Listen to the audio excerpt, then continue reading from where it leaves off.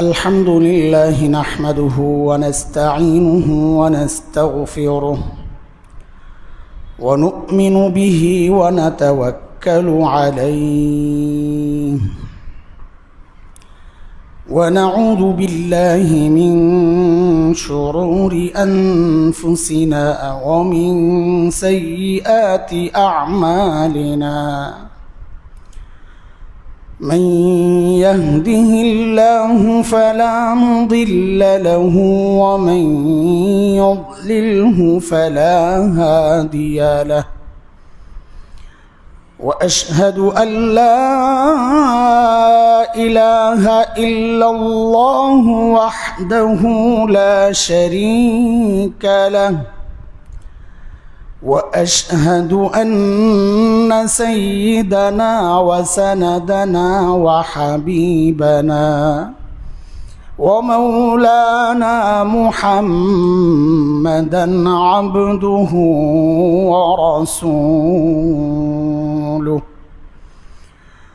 اللهم صل على محمد وعلى آل محمد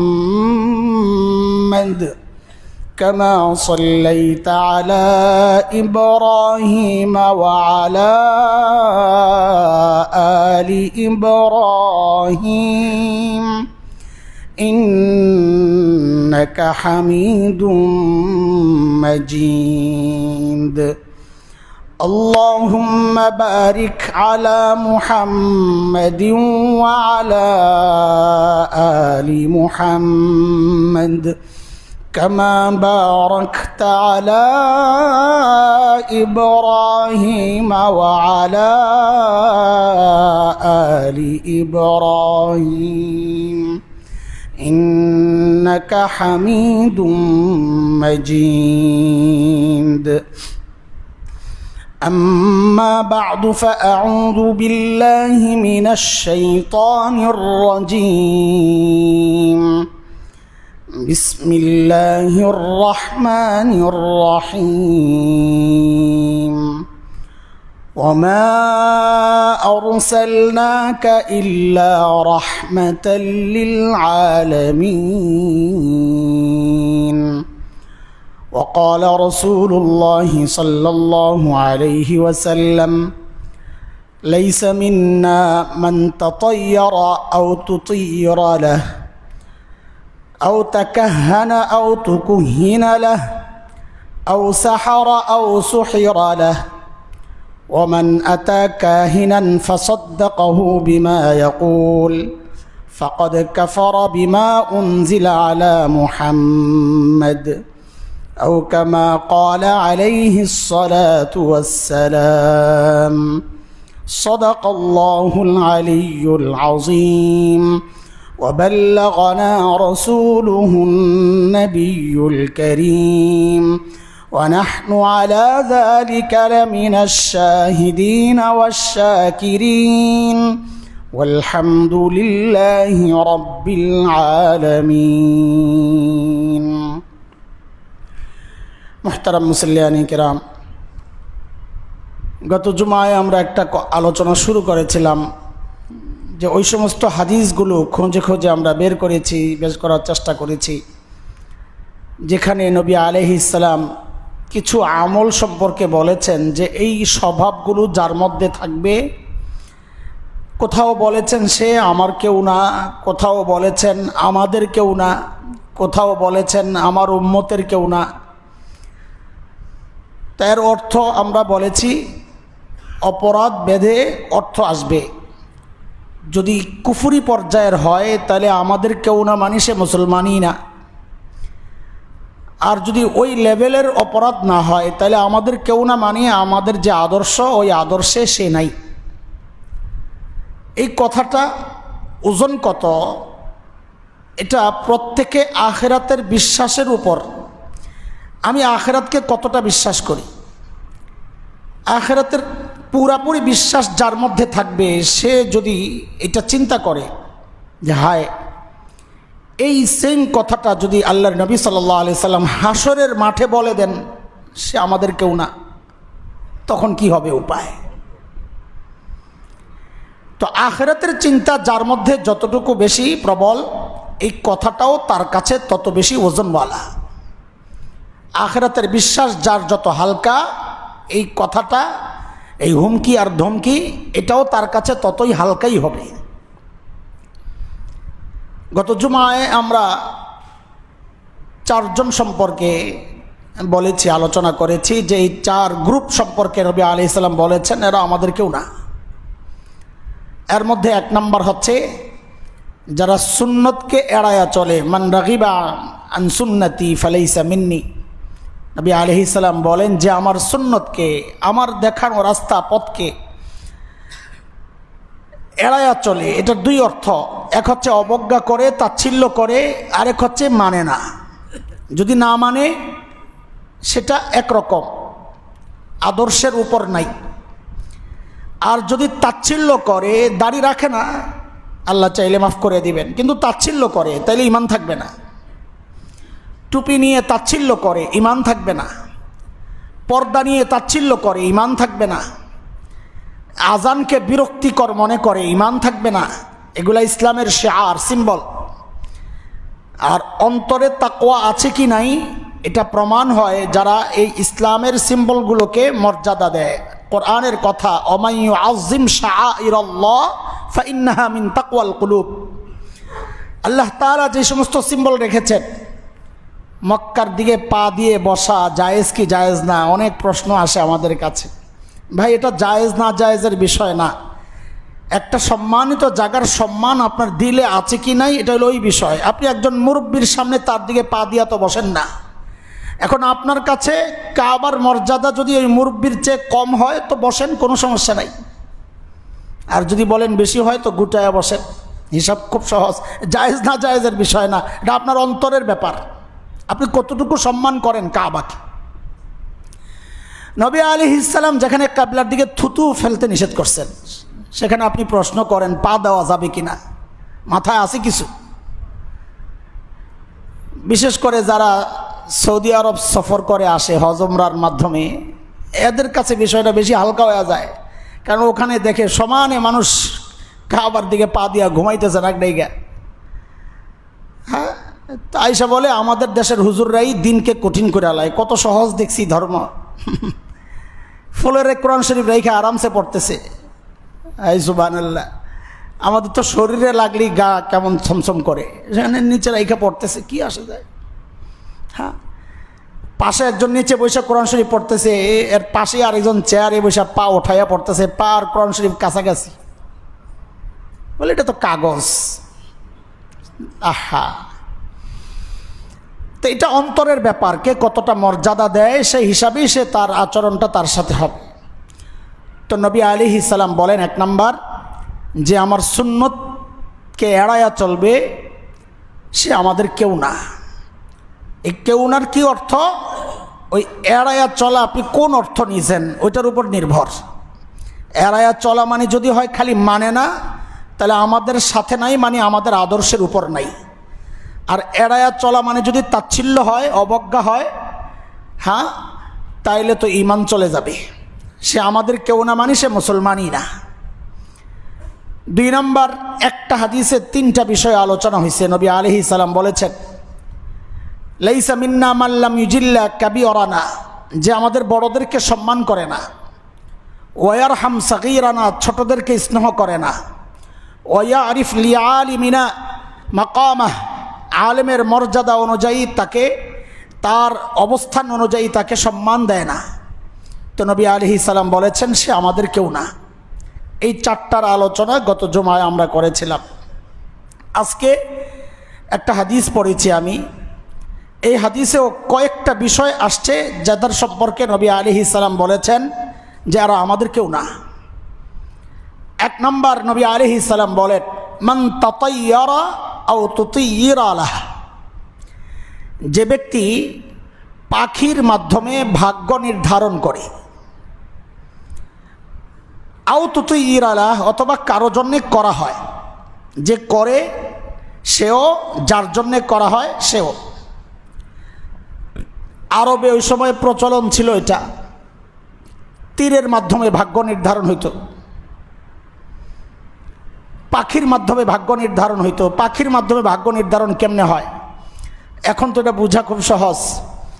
এখন বিশ্বকাপ কে জিতবে এটা নির্ধারণ করে বিড়ালে, অক্টোপাস, এগুলোও ওই এর আওতায়। আর এক সময় দেখতাম খুব, আমাদের এই টিচার্স ট্রেনিং কলেজের গেট থেকে নিয়ে ঢাকা কলেজের গেট পর্যন্ত রাস্তার পাশে এখন তো নার্সারি করছে, অন্য কিছু বেচা বিক্রি হয়। এক সময় দেখতাম টিয়া পাখি নিয়ে লাইন ধরে বসে রয়েছে। টিয়া পাখি, ওই টিয়া পাখির চিঠি উঠায়, ওই চিঠির মধ্যে যা লেখা আছে ওইটাই আপনার কপালে আছে। কি আজীব অবস্থা! পাখি দিয়ে ভাগ্য নির্ধারণ করা। এক। দুই, নবী আলাইহিস সালাম বলেন আও তাকাহানা আও তুকুহিনালা, অথবা কেউ যদি গণক, যে গণক সেও, যার জন্যে গণে সেও, আমাদের কেউ না। এখন তো পিসাবরাও গণক, হাত দেখে বলে দেয়, হাতের রেখা মিলাইয়া ভাগ্য বলে দেয়। সুবহানাল্লাহ। নবী আলাইহিস সালাম কারো হাত দেখে বললেন না যে তোমার কপালে এই আছে। আমাদের গণকরা বলে দেয়, পিসাব বলে দেয়, আপনার অতীত ভবিষ্যৎ সব বলে দেয় পিসাব। সুবহানাল্লাহ। অনেক ডাক্তারও আছে এরকম, কবিরাজ বুঝেন? বিশেষ করে জিন্নাতের তদবির যারা করে, খবরদার, যার তার কাছে যায়া ওই মানসিক রোগীটাকে জিনের রোগী বানায় না, আল্লাহর হস্তে। আপনি জিনের কবিরাজ, জিনের তদবির যারা করে, এদের কাছে যাওয়া মানে আপনি আটকাইছেন। আপনার জিন না থাকলেও আপনার কান্দে 10টা চড়াইয়া দিবে। এর সাথে 10টা জিন আছে, একটা দুইটা না। এর মধ্যে 2টা আছে হিন্দু, খুবই পাজি, নামাজ পড়ে যে সহ্য হয় না। এত কিছু বলে দিবে, আপনার তো মাথা নষ্ট। কমন কিছু কথা বলবে, কি অনেকক্ষণ হাঁটলে কি মাথা ঘুরায় আপনার, ঘুমের থেকে উঠলে চোখ লাল থাকে। আরে হুজুর, মিলে তো মাঝে মধ্যে মিজাজটা খিটখিট হয়ে যায়। জি, কিছু করতে চান কিন্তু সফল হন না। বউ কথা শোনে না, আর 1 নাম্বার মিলে গেছে। শাশুড়ির সাথে একটু ঝগড়া হয় মাঝে মধ্যে। আমাদের এখানে 2 জন ধরা পড়ছে। এক বুড়ি মা আমার বাসার নিচে যায় হাউমাউ চিল্লাচিল্লি করতেছে, একটু হুজুরের সাথে দেখা করবে। তো দারোয়ানরা বলতেছে হুজুর বুড়ি কাঁদতেছে, আমাকে পাঠাও। তো আসছেন, কিরে মা কি সমস্যা? বলে বাবা আমারে বাচ্চার এক কবিরাজের কাছে, ওই তদবির যারা করে তাদেরকে আমরা কবিরাজ বলি, তো তার কাছে যেতে যেতে আমার সব শেষ। আশ্চর্য, তার কাছে যখনই যেতাম আমার ঘরের খবর সব সে বলে দেয়। আরে আজীব তামাশা! কার সাথে আপনার গন্ডগোল? আমার বৌমার সাথে। শাশুড়ির গন্ডগোল আর কার সাথে হবে? শাশুড়ির গন্ডগোল, এটার আরেকটা যদি শূন্যস্থান পূরণ করতে বলা হয়, একটা বাচ্চাও পারবে যে শাশুড়ির গন্ডগোল 0 এখানে খালি বলে সাথে বৌমা। বউ শাশুড়ির যুদ্ধ,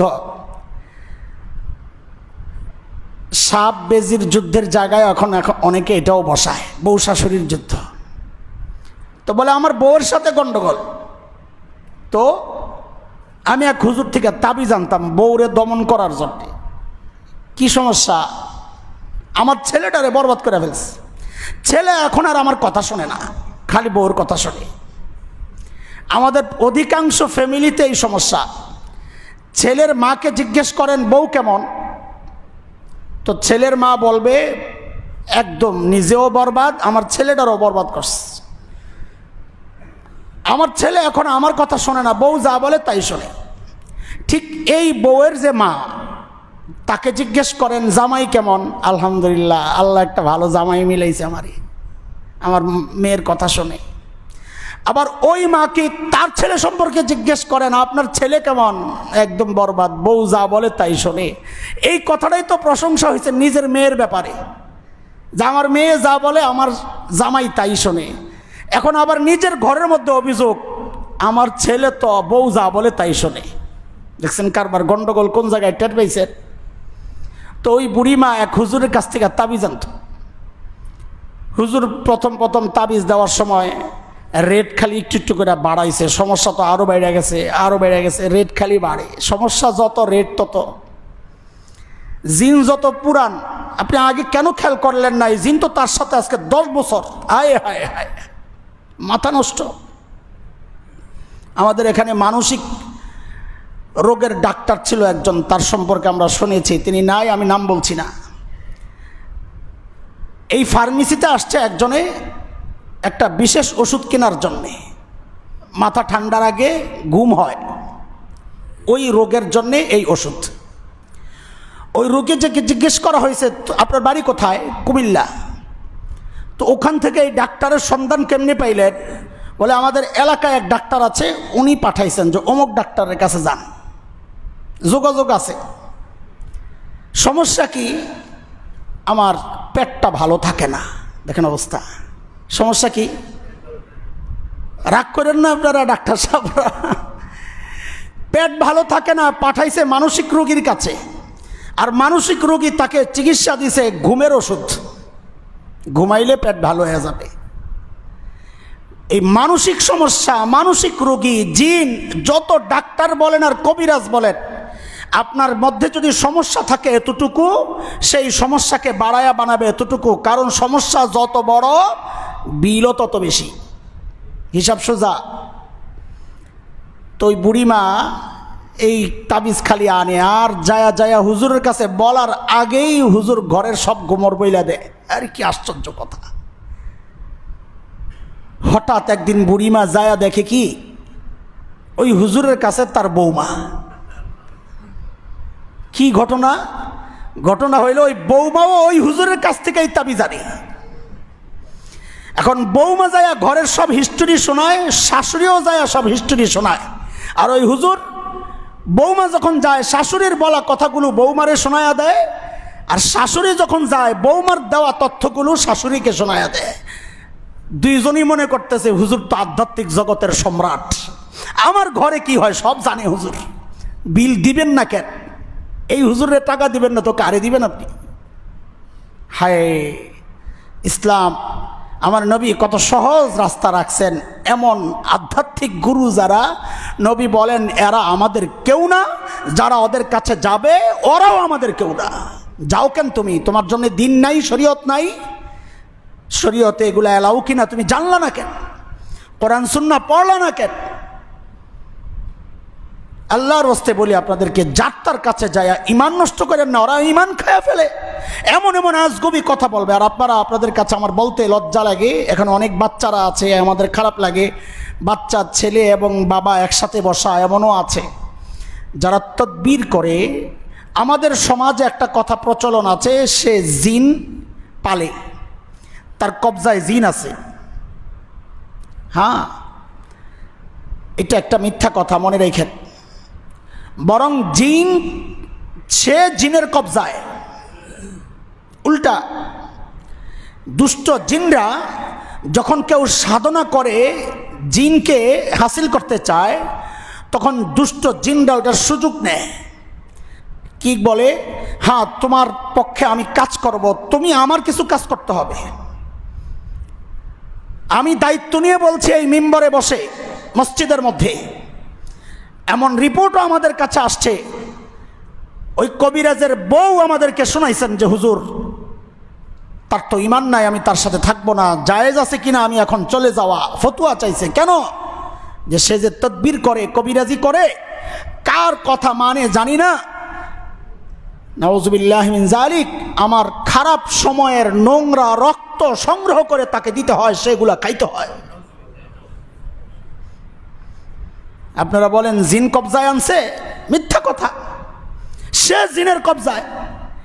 জিনের এই সমস্ত দুষ্ট জিনের এই দাবিগুলো যখন সে মানে, তখন জিন তার কিছু কথা মানে। সমস্যা কি? জিনের কাজই তো উল্টাপাল্টা করা। সে যখন ইমান শেষ করছে, এখন ওই শয়তান তার কিছু কথা মানলে সমস্যা কি? যাও অমুকরে যায় দুটা থাপ্পড় মাইরা আসো, যা মাইরা দিবে। অমুকের ঘরে উলট পালট করে দিয়ে আসো, করে দিবে। আর আপনারা ভাবতেছেন যে হাই ওই হুজুরের কাছে না গেলে তো আমার সব শেষ হয়ে যাবে, লা হাওলা ওয়ালা কুওয়াতা ইল্লা বিল্লাহ। আরে রাতে ঘুমানোর সময় আয়াতুল কুরসি পড়ে শোন, রাতে ঘুমানোর সময় আয়াতুল কুরসি পড়ে শোন। হযরত আবু হুরায়রার বর্ণনা, শয়তান নিজে বলেছে যেই ঘরে আয়াতুল কুরসির তেলাওয়াত হয় ওই ঘরে আমাদের কারো আর ঢোকার সামর্থ্য থাকে না। কিসের পিছনে দৌড়ান আপনারা? তাবিজ তাবিজ তাবিজ, এতগুলো তাবিজ, হাতে তাবিজ, কোমরে তাবিজ, লা হাওলা ওয়ালা কুওয়াতা ইল্লা বিল্লাহ। কিসের তাবিজ এগুলা? ভুল বুঝেন না, আমি তাবিজের বিরুদ্ধে বলছি না। শরীয়ত সম্মত তাবিজ যদি হয় এটা জায়েজের পক্ষে। আমরা শরীয়ত সম্মত মানি কোরআনের কোনো দোয়া যে সে পড়তে পারবে না, মুখস্থ করতে পারবে না, বাচ্চা মানুষ লাগাইয়া দাও। হাদিসের কোনো দোয়া লাগাইয়া দাও। কিন্তু ওই যে পাথর, ওই চুল, নখ, লোহা, গাছের শেকড়, এগুলা ব্যবহার করা শিরিক, স্পষ্ট শিরিক। এই তাবিজ আপনাকে বাঁচাবে না দোস্ত, এই চিন্তা রাখাও নিষেধ। অথচ তালাশ করলে অধিকাংশের সাথে তাবিজ পাওয়া যাবে। কেন আপনি দোয়াটা মুখস্থ করতে পারলেন না কেন? এত জীবন তাবিজটা ব্যবহার করলেন, আয়াতুল কুরসি মুখস্থ করতে কতক্ষণ লাগতো? সূরা কুল হুয়াল্লাহ, ফালাক, নাস কতক্ষণ লাগে? বিসমিল্লাহিল্লাযী লা ইয়াদুররু মা ইসমিহি শাইউন ফিল আরদি ওয়ালা ফিস সামা কতক্ষণ লাগে? এক এক সময় এক একটা মুসিবত আসে, হায় সবাই পেরেশান। এখন চলতেছে রাসেল ভাইপার, সকালে 3 বার, মাগরিবের পরে 3 বার, ফজরের পরে 3 বার আয়াতুল কুরসি পড়েন। বিসমিল্লাহিল্লাযী লা ইয়াদুররুহু এই দোয়া 3 বার, আউযু বিকালিমাতিল্লাহি তাম্মাতি 3 বার পড়েন। আমি কসম খায়া বলছি আপনাকে, এই কসম শপথের কসম না, তাকিদের কসম, গুরুত্ব দেওয়ার জন্য বলছি। দুনিয়ার কোনো এইরকম বিষাক্ত কিছু আপনাকে কিচ্ছু করতে পারবে না ইনশাআল্লাহ তাআলা, কিচ্ছু করতে পারবে না।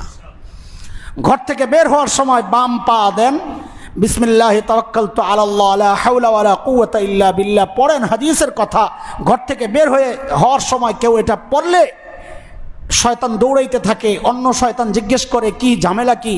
বলে ওই লোকের ধারে কাছে যাওয়া যাবে না। কেন? বলে সে আল্লাহর নিরাপত্তায় চলে গেছে। ঘরে ফেরা পর্যন্ত ওই মানুষটা আল্লাহর নিরাপত্তায় চলে যায়, আর আপনি নিজের নিরাপত্তাকে সোপর্দ করতেছেন একটা তাবিজের কাছে। কিভাবে বুঝাইলে বুঝবেন, আবার না উল্টা বুঝেন। হ্যাঁ, লা হাওলা ওয়ালা কুওয়াতা ইল্লা বিল্লাহিল আলিয়্যিল আযীম। দোয়াগুলো শিখে নেন, আল্লাহর রাস্তায় বাচ্চাদেরকে শিখান। জিন্নাত বড় সমস্যার জিনিস, এটা আমরা, আল্লাহ আমাদের জন্য দয়া করছেন। ইন্নাহু ইয়ারাকুম হুয়া ওয়া কাবিলুহু মিন হাইসু লা তারাউনাহুম, সূরা আরাফ 27-26 নম্বর আয়াত। আল্লাহ বলছেন যে শয়তান এবং তার সাঙ্গপাঙ্গরা তোমাদেরকে দেখে, তোমরা দেখো না। আমরা যে দেখি না, এটা আল্লাহর পক্ষ থেকে আমাদের জন্য রহমত। দেখলে আর বাঁচতাম না, টয়লেটে কেউ যাইতো না, ভয় পাইয়েন না। টয়লেটে কেউ যাইতো না যদি জিন্নাত দেখতো। একটা ক্ষেপণাস্ত্র মারবেন, বেশি না, একটা। এই এক ক্ষেপণাস্ত্র দিয়ে ভিতরে টয়লেটের যত জিন আছে এলাকা ছাড়বে ইনশাআল্লাহ। একটা ক্ষেপণাস্ত্র মারবেন। কি? আল্লাহুম্মা ইন্নী আউযু বিকা মিনাল খুবসি ওয়াল খাবাইস। এক ক্ষেপণাস্ত্র যথেষ্ট। আপনি টয়লেট থেকে বের হওয়ার আগ পর্যন্ত আপনার আর কোনো জিন্নাত কিচ্ছু করতে পারবে না। এত পাওয়ার এই ক্ষেপণাস্ত্রের আল্লাহ দিছেন। কত সহজ পদ্ধতি জিন্নাতের সমস্যা থেকে বাঁচার জন্যে। আর আমি নিজেকে হাওয়ালা করতেছি একটা ভণ্ড প্রতারকের কাছে, একটা বেঈমানের কাছে নিজেকে হাওয়ালা করতেছি। আফসোস, জিন আছে এটা অবিশ্বাস করি না আমরা তো স্বীকার করি। অনেকে আবার জিন্নাতের সমস্যাকে স্বীকারও করে না। এটা আবার ছাড়াছাড়ি, বাড়াবাড়ি, ছাড়াছাড়ি, দুইটার মাঝখানে হচ্ছে দিন। তো নবী আলাইহিস সালাম বলেন, আও তাকাহানা আও তুকুহিনা লাহ, যে গণক আর গণায় যার জন্যে গণে সে। আমাদের দেশে বিজ্ঞান মনস্ক কিছু পত্রিকা আছে, নাম বলতে সমস্যা নাই, এদেশের এক সবচেয়ে টপ পত্রিকা প্রথম অন্ধকার, কি প্রথম অন্ধকার। আশ্চর্য, ওরা নাকি বিজ্ঞান মনস্ক, খাম্বার সামনে ফুল দেওয়ায় ওস্তাদ, এরা বিজ্ঞানী। এটা বিজ্ঞানের কোন সূত্রে পাওয়া যায় যে খাম্বার সামনে ফুল দেওয়া লাগে? বিজ্ঞানী। এরা পত্রিকার আলাদা পৃষ্ঠা বানায় রাশিফল। আশ্চর্য, এগুলো আবার আমাদেরকে গেলায়। আপনারাও বসে বসে পড়েন যে আমার কোন রাশি, ওই রাশির লোকে মিলায় যে আজকে আমার কি কি সমস্যা, কি কি ভালো দিক আছে আজকে। লা হাওলা ওয়ালা কুওয়াতা ইল্লা বিল্লাহ। ওই পত্রিকা যারা ছাপে, নবী বলেন ওরাও আমাদের কেউ না। ওই পৃষ্ঠাগুলো যারা পড়ে, নবী বলেন ওরাও আমাদের কেউ না। কোথায় আছেন আপনি? রাশিফল দেয় এগুলা অমুসলিমদের বিশ্বাস। হিন্দুস্তানের বহু টেলিভিশনের চ্যানেল আছে, সারাক্ষণ বসে বসে রাশিফল বলতে থাকে। মানুষ প্রশ্ন করে, জি বলুন আপনার কি রাশি? অমুক রাশি। আপনার আজকে এই এই এই এই এই সব বলে দিচ্ছে। কিভাবে মানুষের ইমান খাইতেছে। লা হাওলা ওয়ালা কুওয়াতা ইল্লা বিল্লাহ। 3, নবী আলাইহিস সালাম বলেন আও সাহারা আও সুহিরা লাহ, যে জাদু করে অথবা যার জন্য করা হয় কালো জাদু। কালো জাদু এক ভয়ঙ্কর জিনিস, এটা কুফরি, এটা কুফরি। কোরআনে আল্লাহ তাআলা হযরতে সুলাইমান আলাইহিস সালামের পবিত্রতা বর্ণনা করেছেন, ওমা কাফারা সুলাইমান, সুলাইমান কুফরি করে নাই। মানে কি? মানে হচ্ছে মানুষ জিন্নাতরা ছড়ায়া দিছে হযরতে সুলাইমান আলাইহিস সালাম জাদু করেন। এখন নবী আলাইহিস সালাম যখন হযরত সুলাইমানকে নবীদের তালিকায় উল্লেখ করেছেন, তো কাফেররা বলে দেখছো ধরা খাইছে, সুলাইমান তো জাদু করত, নবী আবার কুফরি কেমনে করে? তার মানে জাদু কুফরি ওই মুশরিকরাও জানতো, নবী আবার কুফরি কেমনে করে? তো আল্লাহ তাআলা বলতেছেন ওমা কাফারা সুলাইমান, আমার নবী সুলাইমান কুফরি করেন নাই, মানে তিনি জাদু করেন নাই। ওই সময় জাদু চর্চা ছিল খুব বেশি। হারুত মারুতের গল্প আছে, ওই সময়ের গল্প, যারা মানুষকে জাদু শিখাইছে বুঝানোর জন্য ক্ষতির দিকগুলো। তো যাই হোক, এই কালো জাদু এটা এক ভয়ঙ্কর জিনিস। যে করে, নবী বলেন সেও আমাদের কেউ না, যারা করায় তারাও কেউ না। বরং একটা মাসআলা আছে, মাসআলা ইমামে আবু হানিফা রহমতুল্লাহ আলাইহির রায়ও এটাই, জাদুর মাধ্যমে যদি কেউ কাউকে হত্যা করে, তো ইমামে আবু হানিফার রায় হচ্ছে হাদ্দুস সাহির দরবাতুন বিসাইফ।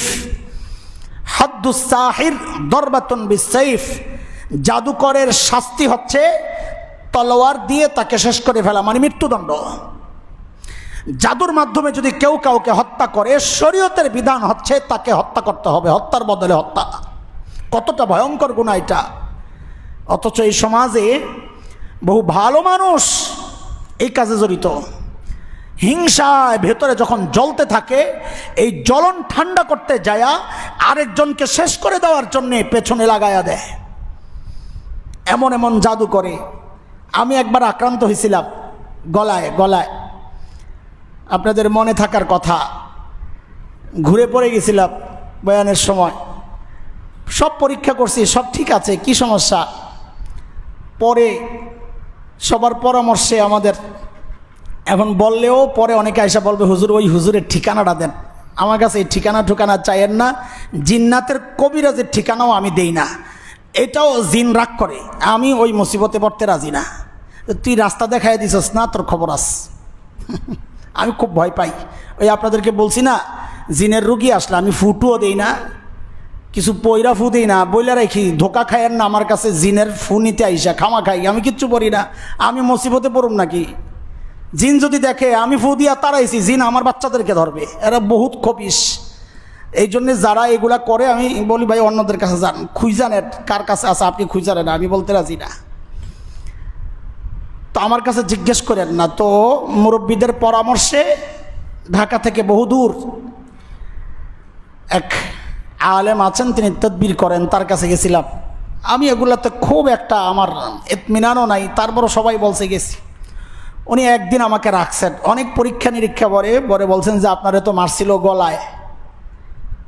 তো বলি হায়, আমি একটা নিরীহ মানুষ, আমার পিছনেও মানুষ লাগে, এরকম শেষ করে দিবে এই চিন্তা। আল্লাহ হেদায়েত দিক, আল্লাহ ওদেরকে হেদায়েত দিক।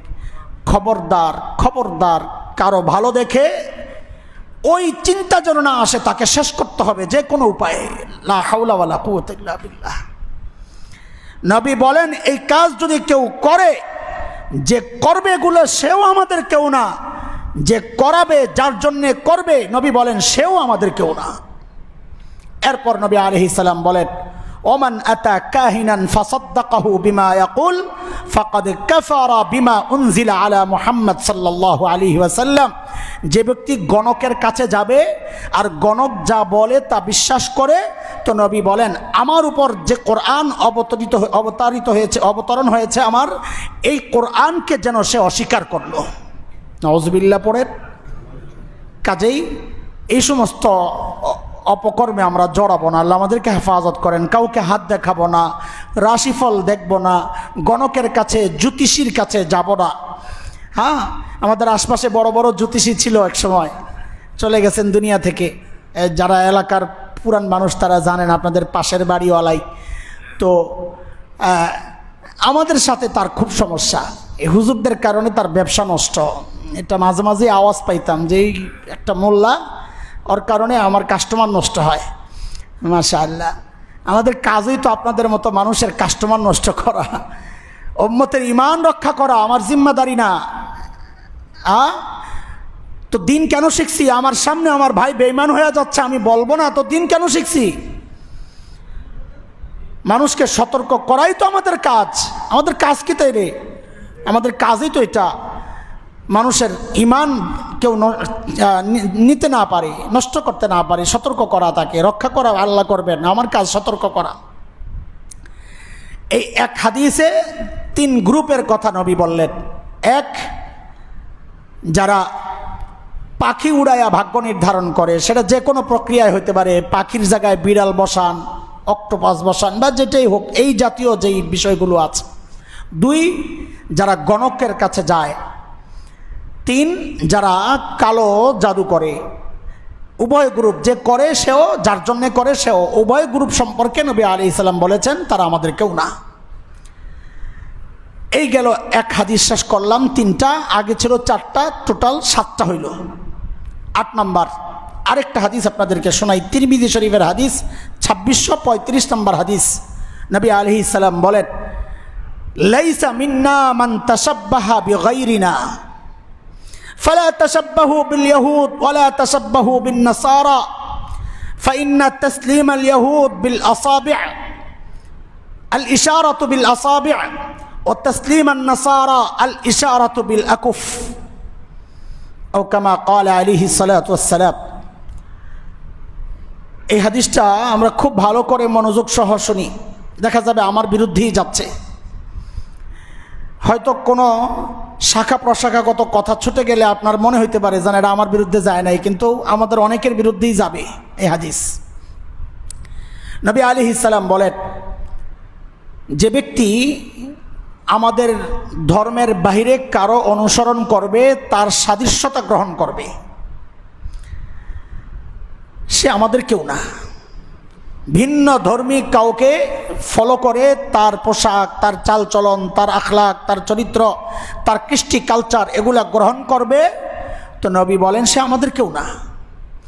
এরপর নবী আলাইহিস সালাম আরেকটু ব্যাখ্যা দিচ্ছেন। আমরা এই কথায় পরে আসছি, নবীর ব্যাখ্যাটা একটু শুনে আসি, তারপর আবার পেছনে আসবেন ইনশাআল্লাহ। নবী বলেন ফালা তাশাব্বাহু বিল ইয়াহুদ ওয়ালা তাশাব্বাহু বিন নাসারা, কাজেই তোমরা ইহুদিদের সাদৃশ্যতা গ্রহণ করো না, নাসারাদের সাদৃশ্যতা গ্রহণ করো না। এরপর একটা উদাহরণ দিয়েছেন নবী আলাইহিস সালাম, ফাইন্না তাসলিম আল ইয়াহুদ বিল আসাবি' আল ইশারাতু বিল আসাবি' ওয়া তাসলিম আন নাসারা আল ইশারাতু বিল আকুফ। একটা উদাহরণ দিয়েছেন যেন নবী আলাইহিস সালাম, যে ইহুদিরা তারা মানুষের সালাম বিনিময় হয়, যেটা সালাম বিনিময়, অভিবাদন, ইহুদিরা আঙ্গুল দিয়ে ইশারা করে, নাসারারা হাত দিয়ে, এই পেটটা, হাতের পেট, আকুফ, এটা দিয়ে হাত দিয়ে ইশারা করে। তোমরা এটা দিয়ে করো না, মানে তোমাদের সালামের শব্দ আছে, তোমরা সালাম ওই শব্দ দিয়ে করো। কি সেটা? সালাম বলার জিনিস না করার জিনিস? বলেন বলেন, সবাই বলেন। সালাম বলার জিনিস না করার জিনিস? তো আমাদের কাছে আপনারা এই মাসআলা কেন জিজ্ঞেস করেন, হুজুর পায়ে ধরে সালাম করা যাবে কিনা? আরে ভাই, সালাম তো করার জিনিস না, আপনি মাসআলা কেন জিজ্ঞেস করেন? খামাখা আপনি মাসআলা কেন জিজ্ঞেস করেন যে হুজুর পায়ে ধরে সালাম করা যাবে কিনা? আরে ভাই, সালাম তো করার জিনিস না, সালাম বলার জিনিস। আপনি করেন কে? আপনি বলবেন আসসালামু আলাইকুম ওয়া রাহমাতুল্লাহ। কতটুকু বলবেন? নবী আলাইহিস সালাম, কোরআনে আসছে সূরা নূরের মধ্যে, ওয়াইযা হুয়িতুম বিতাহিয়াতিন ফাহাইয়ু বিআহসানা মিনহা আও রুদ্দুহা, না সূরা আলী ইমরান, নিসা, সূরা নিসা, ফাহাইয়ু বিআহসানা মিনহা আও রুদ্দুহা। কেউ যখন তোমাকে সালাম করবে তো তিনি যতটুকু বলেছেন ততটুকু বলো, অথবা তার চেয়ে একটু বেশি বলো। তোমাকে বললো আসসালামু আলাইকুম, তুমি বলো ওয়ালাইকুম আসসালাম ওয়া রাহমাতুল্লাহ। আসসালামু আলাইকুম ওয়া রাহমাতুল্লাহ, ওয়া আলাইকুম আসসালাম ওয়া রাহমাতুল্লাহি ওয়া বারাকাতুহু। আসসালামু আলাইকুম ওয়া রাহমাতুল্লাহি ওয়া বারাকাতুহু, ওয়া আলাইকুম আসসালাম ওয়া রাহমাতুল্লাহি ওয়া বারাকাতুহু। আর বাড়ায়েন না, কোথাও মাগফিরাতু বলে, রহমাতু বলে, দরকার নাই, এতটুকুই যথেষ্ট। আলহামদুলিল্লাহ। এটা হচ্ছে মুসলমানদের ভাব বিনিময়ের শব্দ। মুসলমান কারোর সাথে কারো দেখা হইলে সালাম বিনিময় করবে। এখন কি আসছে? গুড মর্নিং, হাই, হে, এটা কি? হাউ আর ইউ, না? হাই হাই হাই, আফসোস। এই হাই হইল হাই আফসোস তোমার জন্যে। আহা, ইসলামের কত সুন্দর শব্দ আছে। আল্লাহ তাআলার সালামত তোমার উপর বর্ষিত হোক, আল্লাহ তাআলার রহমত তোমার জন্য বর্ষিত হোক, আল্লাহ তাআলার পক্ষ থেকে বরকত তোমার জন্য বরাদ্দ হোক। কত সুন্দর দোয়া। বিনিময়ে তিনিও বলছেন যে আল্লাহ তাআলা তোমার জন্যও সেটা কবুল করুক। কত সুন্দর সালাম বিনিময়। নবী আলাইহিস সালাম কত গুরুত্ব দিয়ে বলেছেন আফসুস সালাম, আফসুস সালাম। সালামকে ছড়ায়া দাও, সিস্টেমের গেড়াকলে ফালাইয়া দিও না। সিস্টেমের গেড়াকল কি? সিস্টেমের গেড়াকল হচ্ছে বড়কে ছোট সালাম দিবে, শিক্ষককে ছাত্র সালাম দিবে, খতিব সাহেবকে মুসল্লি সালাম দিবে, ঘরওয়ালা কাজের লোকরা বাহির থেকে বস আসছে তাকে সালাম দিবে। এটা হলো সিস্টেমের গাড়াকল। নবী বলেন না, ছড়ায়া দাও। ছড়ায়া দাও মানে যার সাথে যার দেখা দেও সালাম। আরে সাহাবায়ে কেরাম গাছের ওই পাশে দেখছেন, এই পাশ দিয়ে আসছেন আসসালামু আলাইকুম, আবার ঘুইরা ওই পাশে গেছেন, আবার বলে আসসালামু আলাইকুম। নিয়ম কি? ঘরে যিনি ঢুকবেন সালাম তিনি দিবেন, ঘরে যিনি ঢুকবেন সালাম তিনি দিবেন। হযরত মুফতি তাকি ওসমানী দামাত বারাকাতুহুল আলিয়া বলেছেন, ঘর যদি খালি থাকে তাও সালাম দিবে, সাথে আসসালামু আলাইকুম ওয়া রাহমাতুল্লাহ এটাও বলবে, আবার এটাও বলবে আসসালামু আলাইনা ওয়া রাহমাতুল্লাহ। সালাম তোমাদের উপরও বর্ষিত হোক, সালাম আমার উপরও বর্ষিত হোক। কেন? ওই জিন্নাতরা থাকে, ওদেরকে সালাম দিয়া বিদায় করা, আর নিজের নিরাপত্তার জন্য নিজের জন্য নিজেই দোয়া করা। আমার উপরও সালাম বর্ষিত হোক, যেন ওদের ক্ষতির মুখে আমি না পড়ি। খালি ঘর থাকলে থাকবেই, বেশি বললে ভয় পাওয়া যাবে না। আপনারা ভয় পায়েন না, ভয়ের কিছু নাই। ওরা আমাদেরকে ভয় পায়, আমরা কেন ভয় পাবো? আমাদের কাছে অস্ত্র আছে, ওদের কাছে অস্ত্র নাই। আমার কাছে আউযুবিল্লাহ আছে, আমার কাছে লা হাওলা আছে, আমার কাছে আয়াতুল কুরসি আছে, আমার কাছে সূরা ফালাক নাস আছে। আমার কিসের ভয়? এত অস্ত্র আমার কাছে। হ্যাঁ, কোনো ভয় পাইবেন না। ওরা ভয় পায় অস্থির, আপনি কেন ভয় পান? ওরা যদি ভয় না পাইতো, আমাদের চেয়ে ওদের সংখ্যা অনেক বেশি। আমারে একা পাইলে সাইজ করে ফেলাইতো মিয়া। ওরাই তো ভয় পায়, আমারে কি সাইজ করবে? আমার সারা জিন্নাতকে তাড়ানোর জন্য আমার এক আয়াতুল কুরসিই যথেষ্ট, ওদের কোটি সদস্য আসুক না, আমার এই এক অস্ত্রই যথেষ্ট। আলহামদুলিল্লাহ। তো নবী আলাইহিস সালাম বলেছেন, এই আঙ্গুল দিয়ে ইশারা করা এটা ইহুদিদের সংস্কৃতি, হাত দিয়ে ইশারা করা এটা নাসারাদের সংস্কৃতি। একটা উদাহরণ দিয়েছেন নবী যে তোমরা ওদের মতো এইভাবে সালাম বিনিময় করো না। হ্যাঁ, আমাদের কাছে অনেকে মাসালা জিজ্ঞেস করে, হুজুর হাত ওঠানো জরুরি না? জরুরি না, হাত ওঠানোর সিস্টেমই নেই। সালাম বলার জিনিস, সালাম করার জিনিস না। হাত দিয়েও স্যালুট করে, সালাম না, এটা কি স্যালুট করা না, সালাম তো হবে মুখে। সালাম কি, আবারও বলেন, সালাম বলার জিনিস না করার জিনিস? হ্যাঁ, এটা মাথায় থাকলেই মাসআলা আর আপনার জিজ্ঞেস করা লাগবে না, আপনি নিজেই মুফতি সাহেব। এটা হলো গোড়ার কথা, মূল কথা, মৌলিক বিষয়। খালি মাথায় রাখবেন যে সালাম বলার জিনিস, সালাম করার জিনিস না। এটা দেখলে দেখবেন পায়ে সালাম করা, হাত দিয়া সালাম করা, আরও যত তরিকা আছে সব বাদ হয়ে যাবে। হ্যাঁ হ্যাঁ, অনেক সময় দূর থেকে কেউ সালাম দেয়, এখন আপনার আওয়াজটা ওই পর্যন্ত পৌঁছাবে না, তখন সালাম উচ্চারণ করতে হবে। বাকি হাত দিয়া যদি তাকে ইশারা দেন, এটা না জায়েজ না। আপনি বুঝাইলেন যে আপনার সালামটা আমি নিছি, বাকি আপনাকে আওয়াজটা শোনাইতে পারতেছি না, না জায়েজ না। তবে উচ্চারণ করা লাগবে, ওয়ালাইকুম আসসালাম ওয়া রাহমাতুল্লাহ। কেউ যদি লিখিত সালাম পাঠায় তো সাথে সাথে বলা ওয়ালাইকুম আসসালাম ওয়া রাহমাতুল্লাহ। মেসেজ পাঠাইছে মোবাইলে, আসসালামু আলাইকুম রহমতুল্লাহ, আপনাকে জবাব দেয় নাই, আপনি ওই চিন্তায় থাকেন না। যিনি দেখছেন তার জন্য জরুরি হচ্ছে সাথে সাথে জবাব দেওয়া, ওয়ালাইকুম আসসালাম রহমতুল্লাহ। হ্যাঁ, ফোকাহাদের মধ্যে এই ব্যাপারে ভিন্ন ভিন্ন মত আছে যে লিখিত সালামের জবাব দেওয়া জরুরি কিনা। আমারও খেয়াল এটা জরুরি না, অনেক ফকির খেয়াল এটা জরুরি না, মুখে মুখে বলে নিলেই হবে। এটা মাসআলা নিজের পক্ষে নেওয়ার জন্যই বলছি, নাহলে এত সালাম ঢুকে ওই সবারে লেখা লেখা দিতে গেলে আমার জান শেষ। এই জন্যে এই পক্ষ নিচে আনি, যেহেতু সুযোগ আছে, মুফতিদের ভিন্ন ভিন্ন মত আছে, আমি একটা মত গ্রহণ করছি, অসুবিধা কোনো সমস্যা নাই। যাই হোক, ভিন্ন ধর্মের কৃষ্টি কালচার যারা গ্রহণ করে, ইবাদতের ক্ষেত্রেও নবী আলাইহিস সালাম বলেছেন সাবধান, ওদের সাথে যেন মিলে না যায়। সামনে আশুরা আসতেছে, আশুরা আমরা সেখানেও বয়ান করবো ইনশাআল্লাহ। মদিনায় গিয়ে নবী আলাইহিস সালাম দেখেন ইহুদিরা 10 তারিখে রোজা রাখে। কেন রোজা রাখো? বলে আরে এই দিন আল্লাহ তাআলা নবী মুসা আলাইহিস সালামকে, বনি ইসরাইলকে মুক্তি দিয়েছেন, ফেরাউনকে ডুবাইয়া মারছেন, সেই জন্যে শুকরিয়া আমরা রোজা রাখি। তো নবী আলাইহিস সালাম বলেন, আমার ভাই মুসার ব্যাপারে আমার হক বেশি, তাকে সম্মান করা, তার মুক্তিতে আনন্দ প্রকাশ করা এটা আমার বেশি। তো নবী আলাইহিস সালাম সাহাবীদেরকে হুকুম করছেন আমরাও রোজা রাখবো। আশুরায় আগের থেকেই রোজা রাখতো, তখন রোজা ফরজ হয় নাই, কিন্তু নবী আলাইহিস সালাম ওই সময়ে বলছেন যে রোজা রাখবো, কিন্তু ইন্তেকালের 1 বছর আগে বলছেন আগামী বছর যদি আমি বেঁচে থাকি তাইলে 10 তারিখের সাথে আরেকটা রোজা মিলিয়ে নেব, যেন ইহুদিদের রোজার সাথে আমাদের রোজাটা মিলে না যায়। দেখেন অবস্থা। অথচ রাগ করেন না আপনারা, কষ্ট নিয়েন না, আপনাদের কাছে আবারও মাফ চাই। আপনি নিজে আয়নার সামনে দাঁড়ান, আপনি নিজে আয়নার সামনে দাঁড়ান, চুল থেকে নখ পর্যন্ত পায়ের দেখেন তো কয়টা বিষয় আপনার নবীর সাথে মিলে আর কয়টা ইহুদি নাসারা আর মুশরিকদের সাথে মিলে, মিলায়া দেখেন। সিদ্ধান্ত আপনি দেন, আপনি এই হাদিসের আওতায় পড়ছেন কিনা সিদ্ধান্ত আপনি দেন, আমার দেওয়ার দরকার নাই।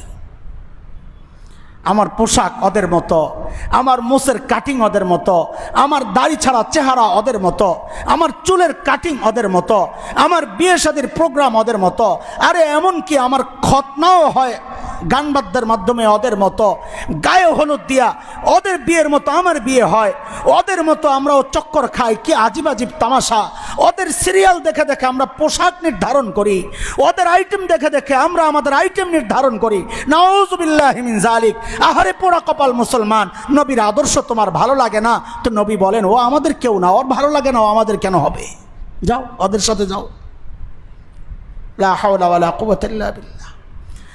এখন তো আমাদের বলতে ইতস্ত লাগে, কিন্তু না বলেও পারছি না। এখন জন্ম মৃত্যুগুলো পর্যন্ত আর দ্বীনের সাথে নাই, ওরা জন্ম উৎসব পালন করে, আমারও জন্ম উৎসব পালন করতে হবে। এটাকে নিজের পরিবার গণ্ডি পর্যন্ত রাখি নাই, এটাকে নবী আলাইহিস সালাম পর্যন্ত নিয়ে ঠেকাইছি। খ্রিস্টানরা ওদের নবীর জন্ম উৎসব পালন করে, হ্যাঁ, এখন আমাকেও আমার নবীর জন্ম উৎসব পালন করতে হবে। একবারও চিন্তা করলাম না এটা কোরআনে আছে কিনা, একবারও চিন্তা করলাম না হাদিসে আছে কিনা, একবারও চিন্তা করলাম না নবীর সবচেয়ে বড় আশিক সাইয়্যিদনা আবু বকর করছেন কিনা, ওমর করছেন কিনা, হযরতে ওসমান আলী করছেন কিনা, হযরতে ফাতেমা করছেন কিনা, হাসান হোসেন করছেন কিনা, সাহাবায়ে কেরাম করছেন কিনা, ইমামে আবু হানিফা করছেন কিনা, ইমামে মালিক করছেন কিনা। আরে বড় পীর বইলা বইলা যার নাম আমি বলে বলে ফেনা ওঠাই, সেই খাজা আব্দুল কাদের জিলানি করছেন কিনা, খাজা মুঈনুদ্দিন চিশতি করছেন কিনা, শাহজালাল ইয়ামানি করছেন কিনা। সারা ইসলামের ইতিহাসের সমস্ত সোনালী যুগ থেকে এই পর্যন্ত যত সুপুরুষরা ছিলেন কেউ করছেন কিনা? কেউ করেন নাই। আমি করতেছি, কারণ আমি তো আবু বকরের চেয়ে নবীর বড় আশিক। ওই যে হিন্দিতে একটা কথা আছে, ইংরেজরা যখন এদের শাসন করতো, ইংরেজদেরকে তো বেনিয়া বলা হইতো না, আমরা বলি না ইংরেজ বেনিয়া। তো ওরা তো বাটপার ছিল। ইংরেজরা কি ছিল? না চালাক? না, বাটপার আর চালাক এক জিনিস না, ওরা ছিল বাটপার। ওরা খুব পলিসি করে ব্যবসা করত। তো হিন্দিতে একটা প্রবাদ ছিল, ব্যবসার ক্ষেত্রে ইংরেজদের চেয়ে আমি ভালো বুঝি, এটা যদি কেউ বলে ওর মাথা নষ্ট। বেনিয়ে সে আওলা সো বাউলা, একটা কথা আছে, বেনিয়ে সে আওলা সো বাউলা। কেউ যদি বলে আমি বেনিয়াদের থেকে ভালো বুঝি, তো আসলে ও পাগল, বাউলা পাগল। সাহাবীদের চেয়ে নবীকে বেশি ভালোবাসেন, এই কথা যদি কেউ বলে সে একটা পাগল। কারণ সাহাবীদের চেয়ে কেউ ভালোবাসবে আল্লাহর নবীকে, আল্লাহ তাআলা তাকে এই যুগে পাঠাবেন এটা হইতে পারে না। আল্লাহ সাহাবী যুগেই পাঠাইতেন তাকে। তোমার এত দূরে আইনা ফালাইছেন কেন? আল্লাহ জানেন কারে কোন দিল দিয়া বানাইছেন, আল্লাহ জানেন। আল্লাহ জানেন আবু বকররে কোন যুগে পাঠাইতে হবে, এই কোরবানি হাসান জামিল দিতে পারতো না। আল্লাহ জানেন ওমরকে কোন যুগে পাঠাইতে হবে, এই কোরবানি হাসান জামিল দিতে পারতো না। যে কাজ সাহাবী করেন নাই আমি করতেছি দ্বীনের নামে, তাও দ্বীনের নামে। শোক পালন করতেছি ওদের মতো, কালো বেশ পরে, কালো পোশাক। শোকের সাথে কি সম্পর্ক এটা? ইসলামের কি সম্পর্ক এটার খোঁজে দেখান, এটা কোত্থেকে আসছে?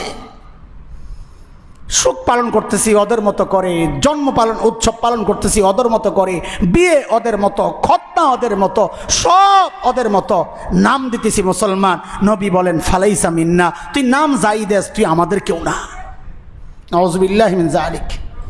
খুলে দেখেন তিরমিজি শরীফের হাদিস 2635 নম্বর হাদিস, খুলে দেখেন।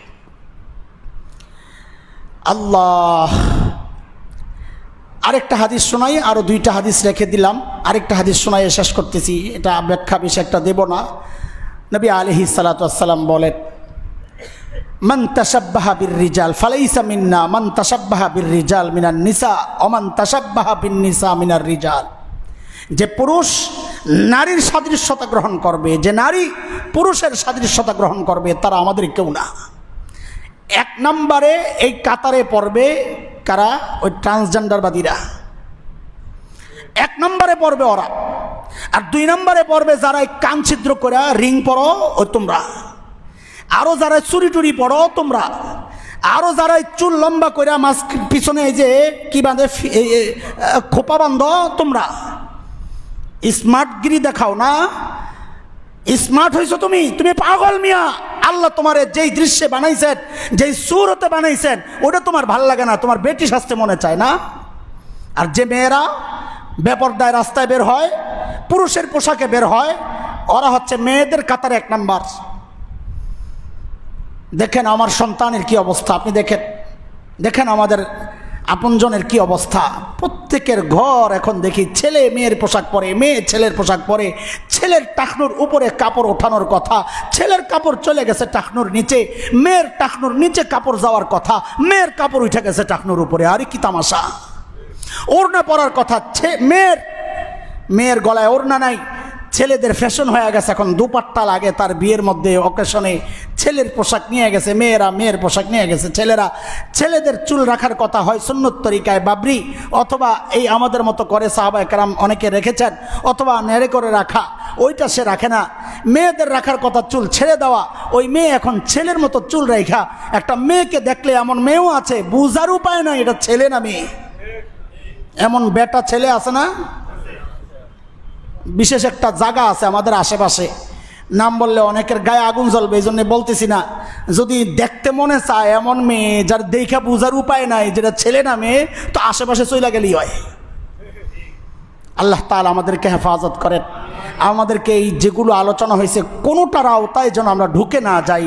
সতর্ক জিন্দিগি ভাই, আমল একটু কম হোক, ছাড় পাওয়ার সুযোগ আছে, কিন্তু নবীর এই ধমকের আওতায় যেন পড়ে না যাই। আল্লাহ আমাদেরকে হেফাজত করেন। আল্লাহ গোটা জীবনকে আমার নবীর সুন্নত দিয়া সাজায়া গোটা জীবনকে আল্লাহ তাআলা পরিচালনা করার তৌফিক দান করেন। সুন্নতের জিন্দিগি আল্লাহ তাআলা দান করেন। আমিন। ওয়া আখিরু দাওয়ানা আলহামদুলিল্লাহি রাব্বিল আলামিন।